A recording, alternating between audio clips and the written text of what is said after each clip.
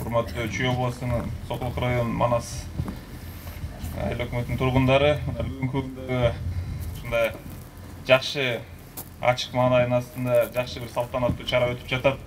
Ушундай ГСВнын ачылышы болуп, салтанаттуу аземде баарыбыз күбө болуп отурабыз.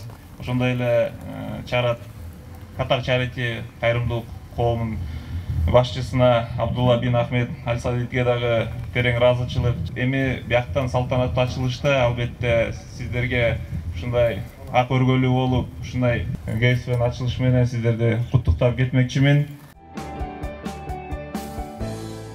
اخواني واخواتي لهذا المركز قصة. Саламатсыздар, урматтуу Манас айылынын тургундары. Биринчиден сиздерди ушул имаратыңыздарды берекелүү болсун, куттуу болсун деп сиздерди куттуктап кетмекчимин. Бул марказ же бул центр, үй бүлөлүк центр 2 фаптан турат. Жарымы клиника болсо, жарымы стационар. Мындайдан биз буюрса ушул жыга 10 дугур алып бердик элек, дагы буюрса дагы спонсорлор чыгып 20-ны курмай болдук. Здание эске болчу мурун курса, анан кийин ошого кайрылганбыз, демек айыл өкмөткө. Айыл өкмөт Катар кайрымдуулук фондунан кайрылган экен, анан ушул нерсени бизге салып беришти да.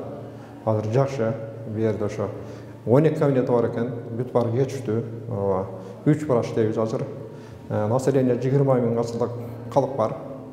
Анан бу жерде лаборатория болуп атышат. 3 кабинет болот экен, ЭКГ шарттар жакшы. Өтө удобствосу бар экен, суусу бар ичинде, кенен, кесире. Кудайча жылуу болсо керек, бар жарык жашынакай экен. Мен бүгүн биринчиден ошол Катар кайрымдуулук фондуна саламаттык сактоо жана социалдык өнүктүрүү министрлигинин атынан чоң ыраазычылык билдирем.